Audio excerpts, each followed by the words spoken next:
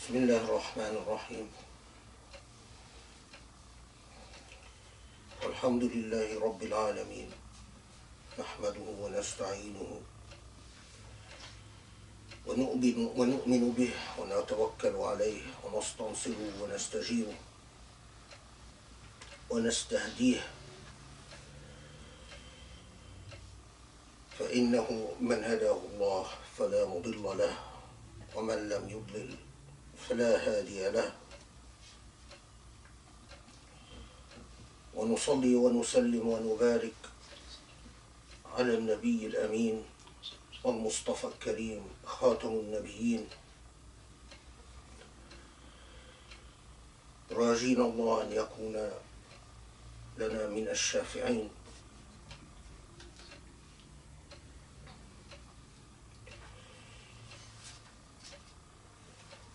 سبحان الله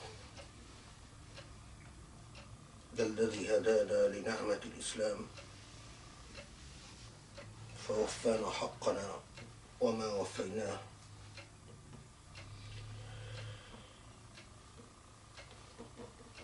We begin in the name of Allah, praising Allah as Allah deserves to be praised, who has blessed us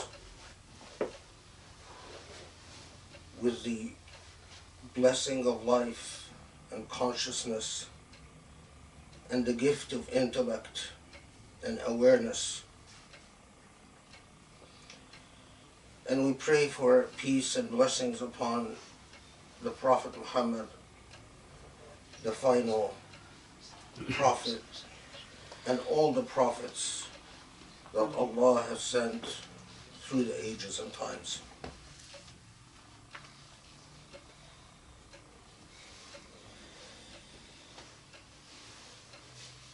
It is so important that we continue to remind ourselves of the kernel and the core of the Islamic message, especially at a time when Muslims, because of their own weaknesses and vulnerabilities, have been overtaken by so many distractions that it is often difficult in the midst of the folds of confusion and ambiguities that surround our lives to forget the revolutionary moment that the world has witnessed when Muhammad ﷺ delivered the final message to this world. We are the inheritors of this message, but as I have said so many times in the past, we do not live up to the responsibilities and indeed the privileges of this message in the world we live today.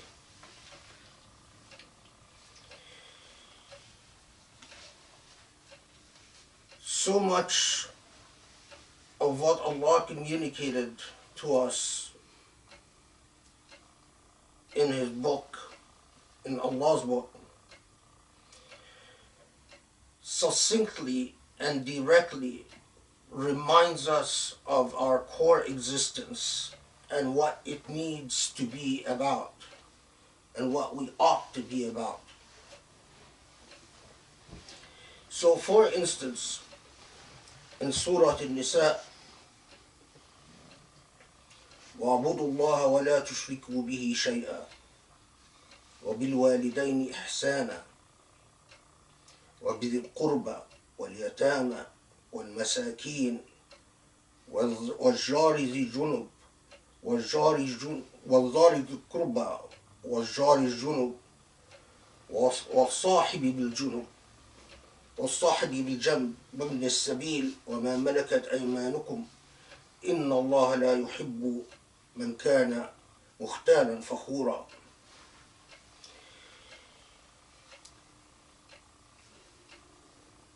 Just reflecting on this simple ayah, this one singular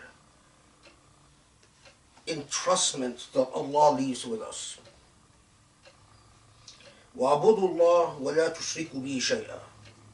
Worship Allah and do not associate partners with Allah, with all the profound implications that follow from not associating partners.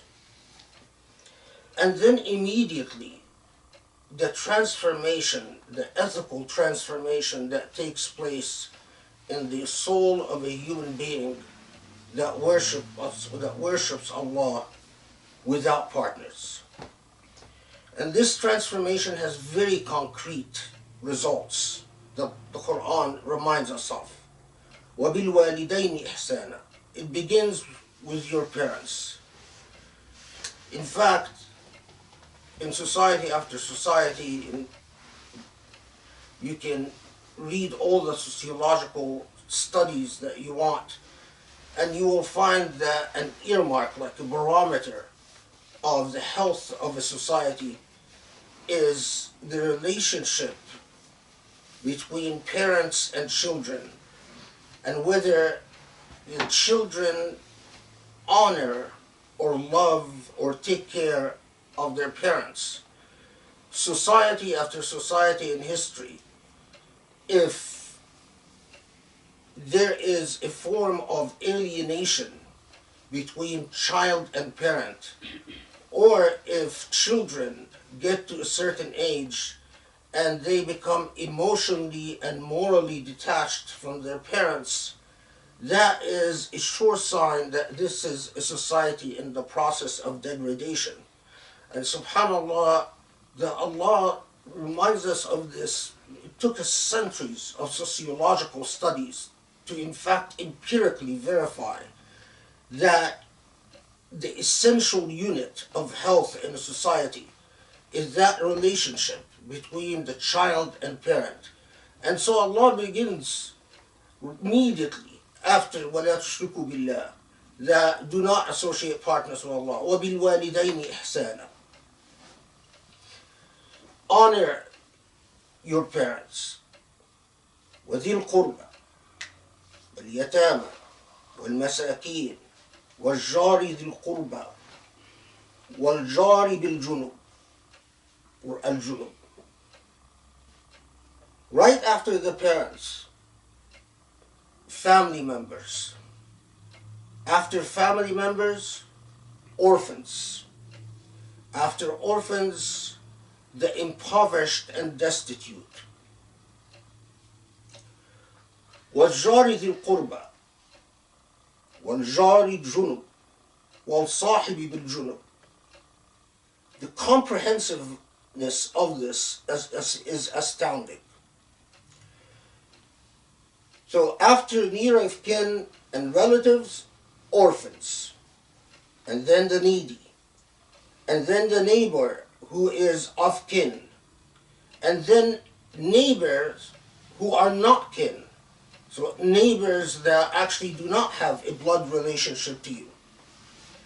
And friends at your side. Friends at your side is what we would call in our contemporary language acquaintances or familiars. People that you have sufficient consciousness of their affairs, of their well-being, so that you in fact would know whether they are whether they're suffering, whether they are in need, but you do not otherwise have a steady relationship with.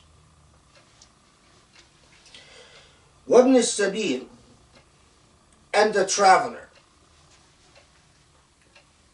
وَمَا مَلَكَتْ أَيْمَانُكُمْ, those who your right hands possess. Now, of course, right hand possess historically and linguistically is not limited, as some people understand it, to be to slaves. But in fact, anyone who falls under your governorship or who you have authority over so that you can materially affect the trajectory and the fate of their life. So, وَمَا مَلَكَتْ أَيْمَانُكُمْ, if you are an owner of a business and there are people working in your business, technically they would fall under those that وَمَا مَلَكَتْ أَيْمَانُكُمْ, because you affect their fate. You directly influence. You have a responsibility, a duty, a legal and moral duty towards them. Anyone that works in your home in this moral, ethical sense is milk yamin, because again, you affect their fate. Anyone that you have an ethically founded relationship of guardianship and due care. So, I mean, in law, we talk about those who you owe a duty of care towards and the legal standard for breach of duty.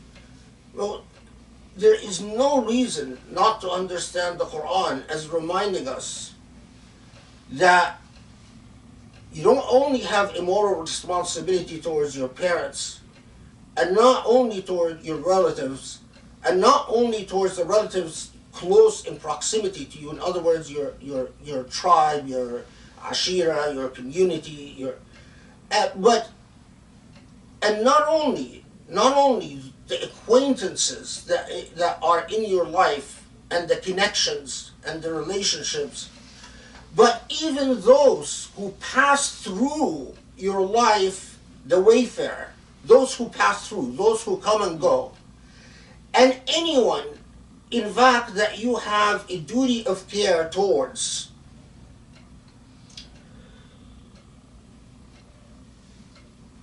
And then this wonderfully, beautifully summing up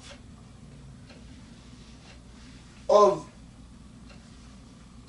إِنَّ اللَّهَ لَا يُحِبُّ مَنْ كَانَ مُخْتَالًا فَخُورًا. Allah does not love the proud.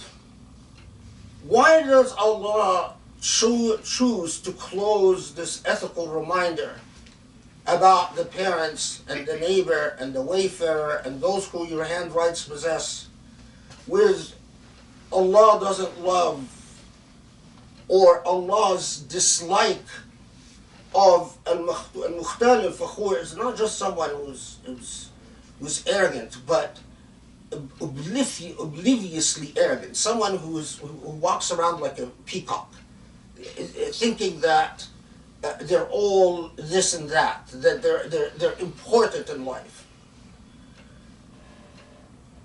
It's Allah reminding us, exactly like when Allah tells us that the moral failure of human beings is when they start imagining that what they owe in life, or what they give, or the aid that they extend to others, in fact, is somehow an taqarrum, or an act of generosity. We'll use that for now, but it is an act of generosity that somehow attests to their own goodness, as if what they own or what they possess in terms of their fate and their affairs in life belong to them. But it's a powerful reminder that in fact it all belongs to Allah. That the thing that will make you mistreat your parents, the thing that will make you mistreat family members, the thing that will make you fail to deliver on your ethical obligations towards neighbors and towards wayfarers, people that pass through your life and as visitors and go, the thing that will make you fail towards those who are under you hierarchically because you are their boss at work or because they work at your home, they answer to you in some type of institutional structure. It could be sociologically based. The thing that will make you fail in all these obligations is arrogance and the ego.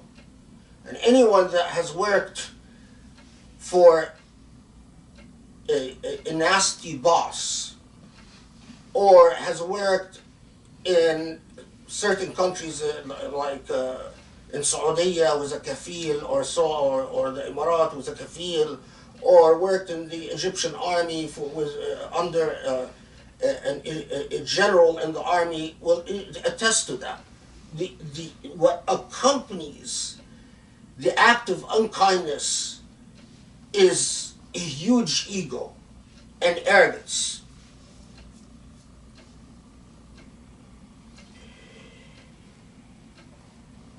Allah follows this in Surah An-Nisa.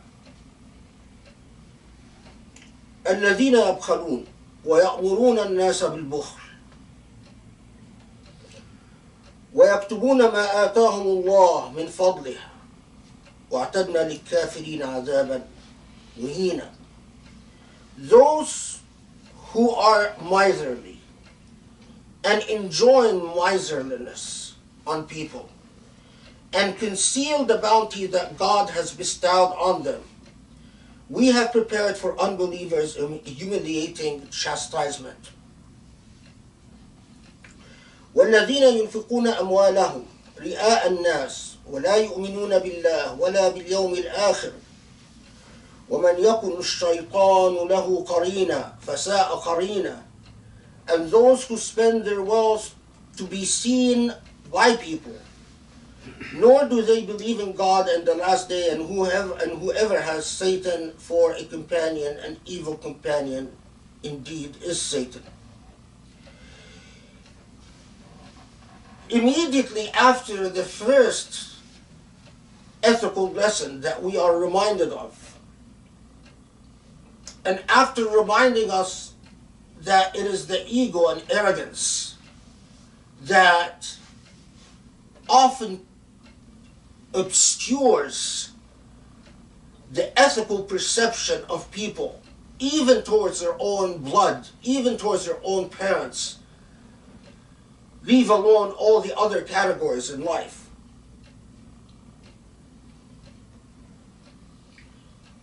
A very powerful reminder that it is our relationship to the material world and material things that often will corrupt and decay and eat away at our ethical, structural integrity. Those who are miserly. Now, and teach miserliness. I've thought for many years about who goes around teaching miserliness. Of course, we do have an asbab nuzul and all of that, occasions for revelations, but that's another debate and a long topic. But in terms of hermeneutics and interpretation, we understand egoism will lead you to believe that the material that you own because of your own that in fact you have autonomy and sovereignty over this material, and therefore you will hold it back. But who is it that teaches miserliness?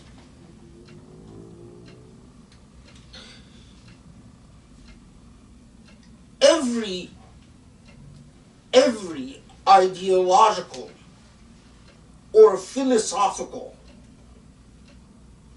doctrine that teaches people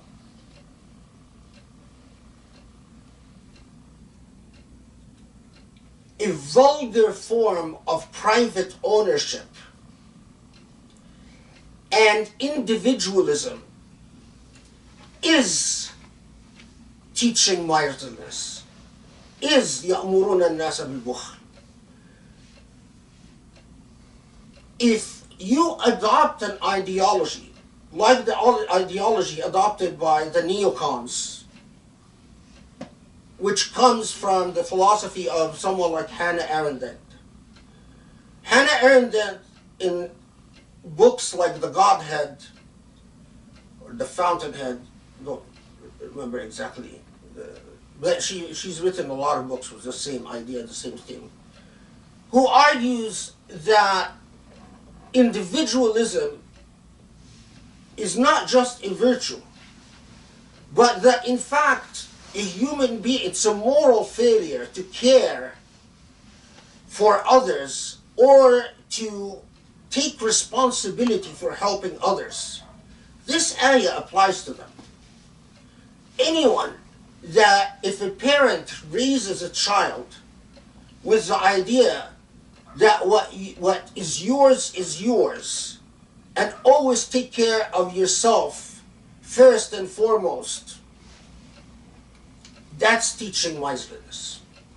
Because you're not teaching the critical ethical stance that whatever is entrusted in your hand was entrusted to you by Allah, and that in fact you own nothing, and in fact what is in your hands could often be there as a test from Allah to see whether you will deliver it to those who need it or deserve it.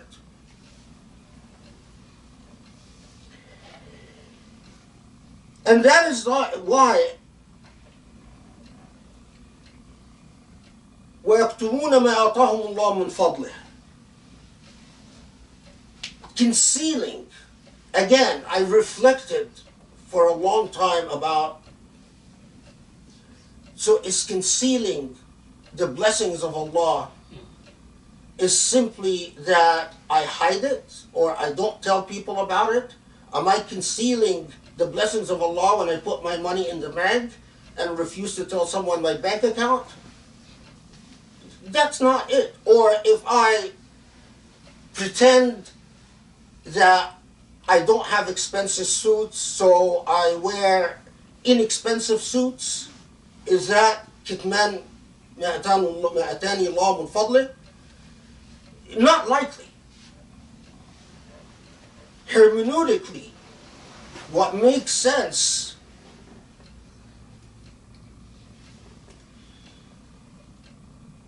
is when, as often you find with a lot of Muslims these days, when you start talking about giving and taking care of others, you get a reaction as if this is an inappropriate topic for conversation in public discourses, so that people will act as if, well, this is a private matter, whether I help the needy or I give to orphans or I do what's right or not. It's sort of a sensitive topic that we don't want to broach. That's a part of kitman. That's part of concealing the blessings of Allah. Concealing the blessings of Allah is, again, when society itself makes or prohibits or censors conversations and discourses about whether the needy and the wayfarer and the disempowered and the displaced and the dispossessed, whether in fact they are taken care of or not. If you live in a society which doesn't want to air out that dirty laundry, that is a kitman. That is a kitman, because we are preventing a discourse about truth, a conversation about truth, the truth that all the material wealth that belongs in the society is Allah's. And it's from Allah to be shared according to Allah's ethical laws, not according to our own private egos.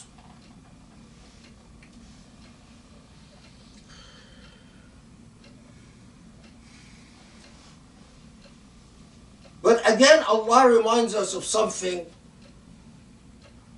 We witness the consequences in breach. Sometimes the biggest affirmation of an ethical lesson is in observing and studying the violations of the ethical lesson, not in the actual execution of the ethical lesson. Those who spend ri'a an-nas, those who spend simply as to show off.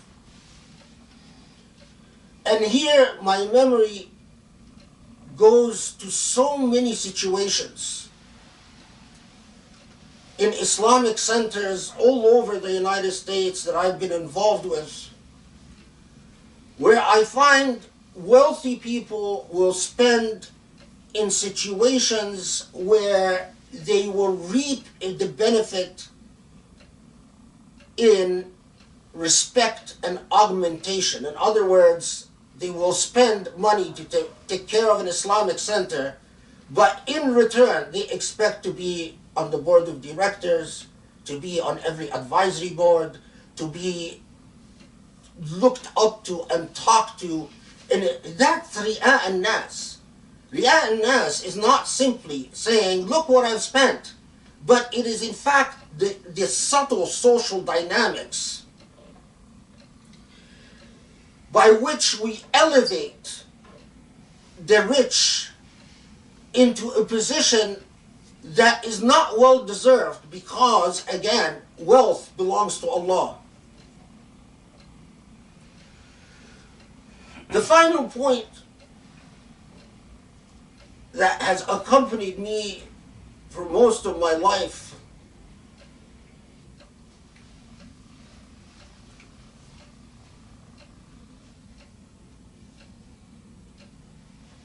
ومن يكن الشيطان له قرين فساء قرينا. That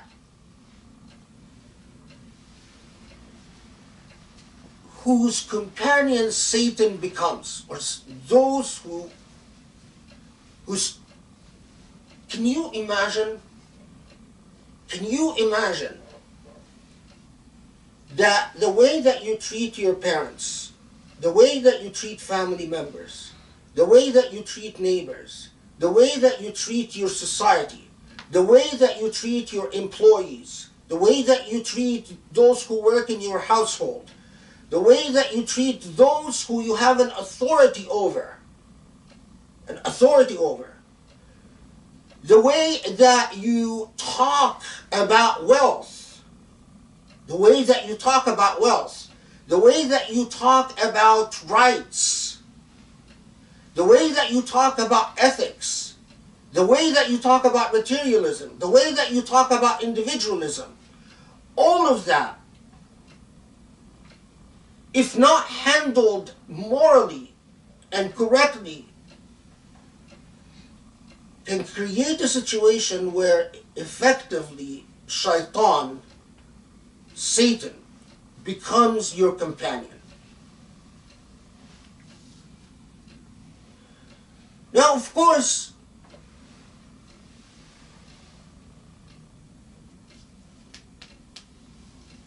this is,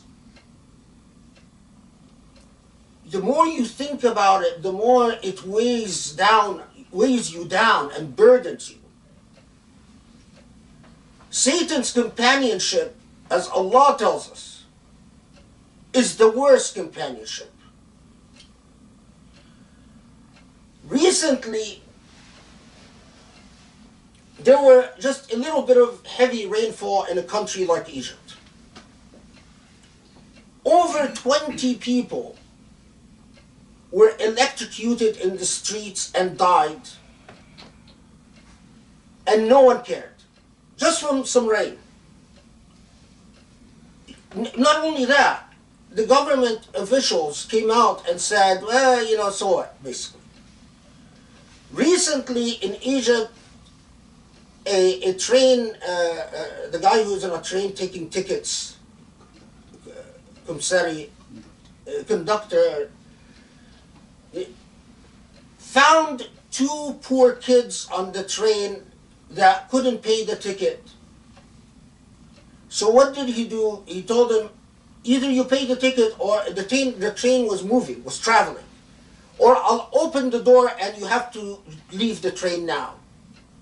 And the train is moving. And of course, when he forced them to jump off the train, one of them was killed. He actually fell under the train.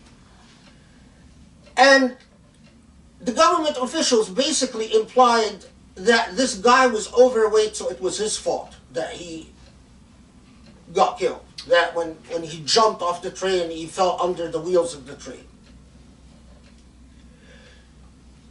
You watch the absolute obliviousness of Emirati officials about the rights and the rights and moral worth of their closest of kin, the Yemenis. Torture sites, stealing of property, controlling of ports,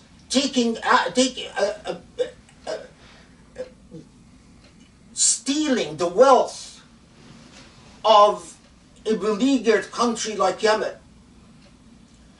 You watch the remarkable lack of moral empathy to the suffering of Muslims, from the Rohingyas to, well, before that Bosnia, but the Rohingyas to the Kashmiris to Muslims in China. You watch consistently the affairs of so many Muslims, and when you look, it's like this police investigator who said, always look for the money trail. And when you look where the evil is, so we ignore the suffering of Muslims in China because we have a lot of business with China. We ignore the suffering of Muslims in Kashmir because we have economic relations with India. We pillage and destroy Yemen because of the wealth that we can make from this seaport or that seaport. We support a fascist dictator in Egypt because of all the economic privileges that he facilitates to the rich. You watch all of that, and then you're reminded of that threat and warning that shaitan becomes your qareen. So much evil cannot be committed. If shaitan wanted to plan the world, shaitan could not do a better job. All this evil cannot be committed unless, in fact, shaitan, Satan, has become an integral part of our moral existence. But this is not an issue for overseas or it's in foreign lands. It starts with us individually. Cleanse your life of the companionship of Satan. Because Satan flows in an intimate relationship to us in our very blood veins. And cleaning your life of the companionship of Satan begins with giving people their due. You fix your ability to be fair and just and humble in your relationships, giving each human being their due. Even the wayfarers, i.e. those who pass through our life, they come and go. And even those that are working under you or answer to you somehow. Leave alone your blood relations and your neighbors.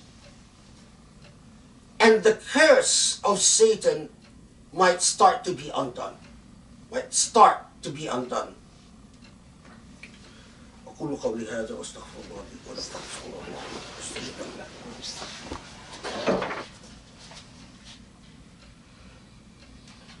بسم الله الرحمن الرحيم الحمد لله رب العالمين وسبحان الله العلي العظيم ونصلي ونسلم ونبارك على محمد النبي الأمين وعلى آله وأصحابه ومن تبعوا بإحسان إلى يوم الدين.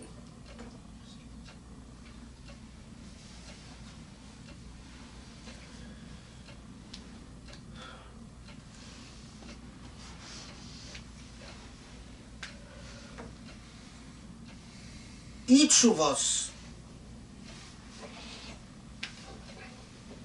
must look in the mirror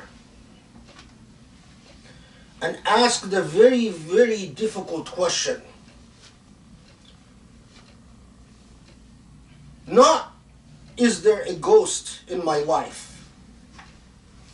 It's like being haunted. But is there a demon that accompanies me? Is there a shaitan that is my qareen? I say this in very pragmatic, practical ways. I've spoken about the Muslim ban in several recent occasions. Yesterday, I read a report from CNN that the Trump administration is now going to add a few more Muslim countries to the Muslim ban.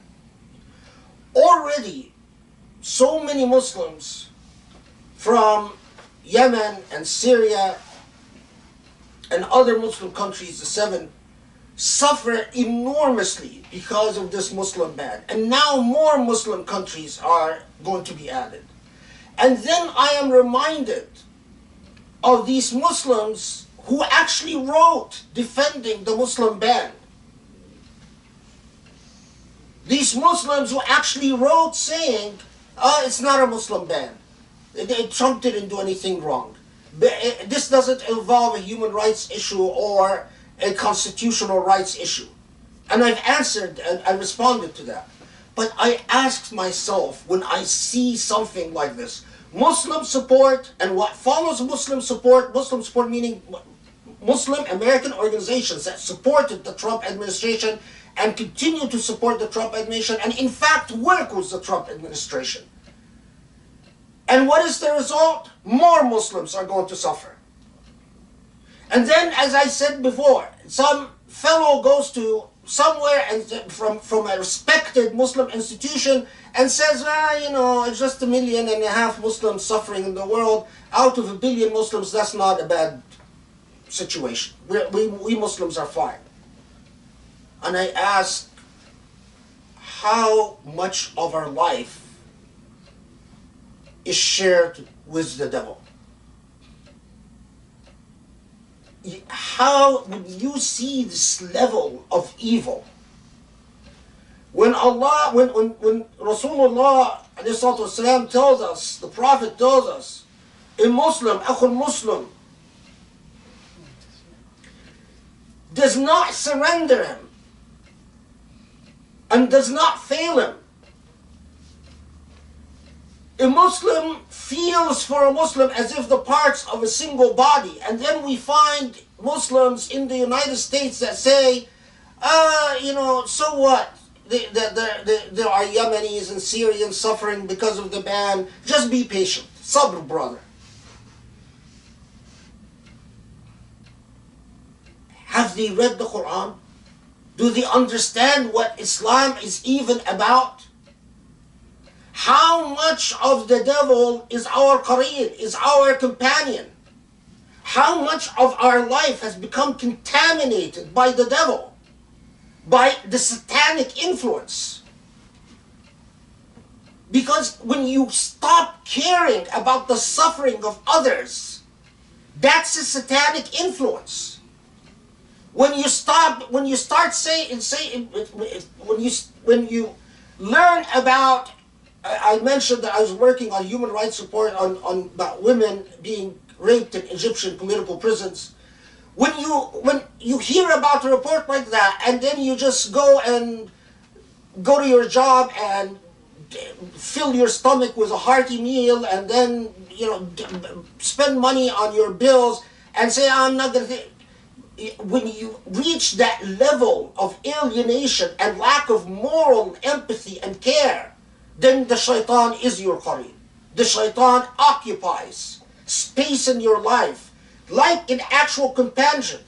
Wallahi al-azim, if we were able to, this is not figurative in my belief, that this is not a figurative expression, this is an actual literal expression. A demon does accompany a human being that fails in their duties towards Allah and towards other people. If you mistreat your parents, literally, a demon sticks to you like glue. But the same applies to if you mistreat employees or people under your... How many human beings are mistreated in the Egyptian army or Libyan army or Yemeni army, or how many people are mistreated at work in so many Muslim countries? Shaitan becomes your qareen.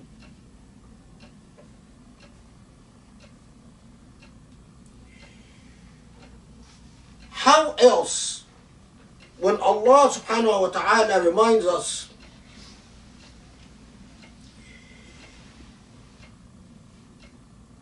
describing those who are in a status of kuffar, الذين يكفرون بآيات الله ويقتلون النبيين بغير حق ويقتلون الذين يأمرون بالقسط من الناس فبشرهم بعذاب أليم. Those who commit acts of kufr, kill prophets, the age of prophets have ended, but kill those who advocate for justice. Wherever you turn in the Muslim world, you find those who advocate for justice either being killed or in prison or being tortured. When we get to a point that as American Muslims, we know about الذين يأمرون بالقسط, like someone like Sheikh Salman al-Oda, who has dropped from the discourses of Muslim American organizations nearly totally. No one thought, other than maybe CARE is the only exception that I am aware of. We have stopped caring about ethical values, even to that extent. And that is precisely why when Allah talks about abandoning people to their own evil, no worse evil can be than to have a satanic influence, a Satan dedicated as a companion And when that happens, a consequence is you lose your empathy and your ethical compass, so that even when you have someone like Sheikh Salman al-Oda persecuted, you go on with life without a care, without as much as when we went out in a demonstration before the Saudi consulate about Sheikh Salman al-Oda, very few people came. I mean, there were not even 20 people. If that is not a sign of an illness, if that is not a sign of the place that shaitan has now occupies in of our life, I don't know what is. Hadanallah. We love to act like parrots, reproducing ayat and ahadith, quoting them verbatim, but not doing the intellectual effort, because we are an intellectually lazy people, to translate these doctrinal sources into practical categories in our lived life. And translating even something as basic as this, as fundamental as this, exposes us to ourselves. It's as if stripping our ugliness naked before our own eyes. And if that doesn't light a fire under you to take a deep, penetrating, ethical look at yourself and to say, I must cleanse the satanic influences from my life. And I cannot do it on my own terms, what makes me feel good, like doing yoga, but on Allah's terms. What Allah says will cleanse the satanic influences in your life. Then only blame yourself when you find the satanic influence grows and mushrooms and becomes uncontrollable in your existence, because it affects you, it affects your spouse, it affects your children, it affects your family, and it affects everything you touch and deal with. اللهم اعف عنا واغفر لنا يا رب العالمين. آمين. اللهم ارحمنا واهدنا لأقرب من هذا رشدا يا علي يا عظيم. وانصر الإسلام وأعز المسلمين بفضلك يا كريم يا رب. Allah, forgive our sins and guide us to your path. Aid us, be in the aid of truth and justice, and that we uplift the message of Islam and live up to what it demands of us and its beautiful ethical message. Ya Rabbil Alameen.